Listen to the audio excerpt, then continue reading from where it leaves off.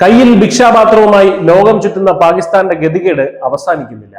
സ്വന്തം യജമാനന്മാരായ Saudi Arabia പോലും ഇപ്പോൾ പാക് സൈനിക മേധാവി അസീം മുനീറിനോട് പറയുന്നത് ഒരൊറ്റ കാര്യമാണ്: ഇങ്ങോട്ട് കെട്ടിയെടുക്കണ്ട. റിയാദിലെ കൊട്ടാരവാതിൽ മുനീറിന് മുന്നിൽ കൊട്ടിയടയ്ക്കപ്പെട്ടു കഴിഞ്ഞു. ഇത് വെറുമൊരു നയതന്ത്ര പിണക്കമല്ല, പാകിസ്ഥാന്റെ അഹങ്കാരത്തിനേറ്റ കനത്ത പ്രഹരം തന്നെയാണ്.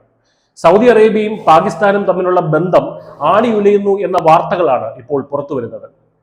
പാക് സൈനിക മേധാവി ജനറൽ അസീം മുനീറിന് സൗദി അറേബ്യ സന്ദർശനാനുമതി നിഷേധിച്ചു.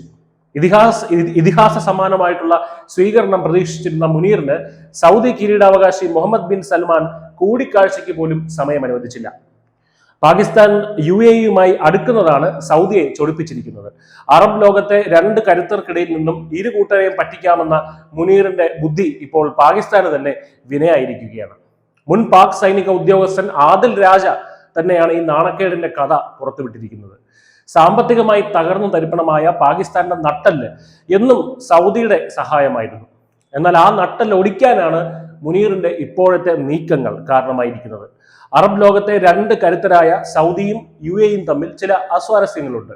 പാകിസ്ഥാന് സൗദിയും UAE-യും ഒരുപോലെ സാമ്പത്തിക സഹായം നൽകുന്ന രാജ്യങ്ങളാണ്.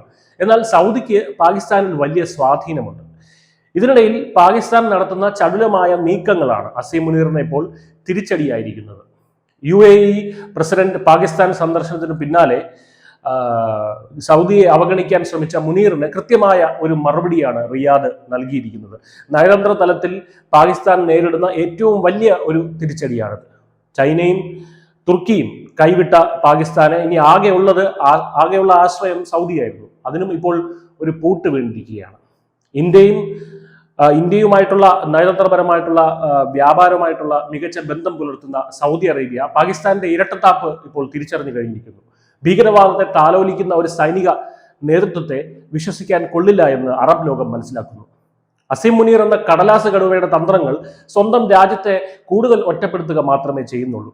ഇന്ത്യ ആഗോളതലത്തിൽ തിളങ്ങുമ്പോൾ പാകിസ്ഥാൻ ഒരു സൗഹൃദ രാജ്യമില്ലാതെ തെരുവിൽ അലയുന്ന അവസ്ഥയിലാണ്. ചുരുക്കത്തിൽ അസീം മുനീറിന്റെ അമിത ബുദ്ധി പാകിസ്ഥാനെ എത്തിച്ചിരിക്കുന്നത് വലിയൊരു ഗർത്തത്തിലേക്കാണ്.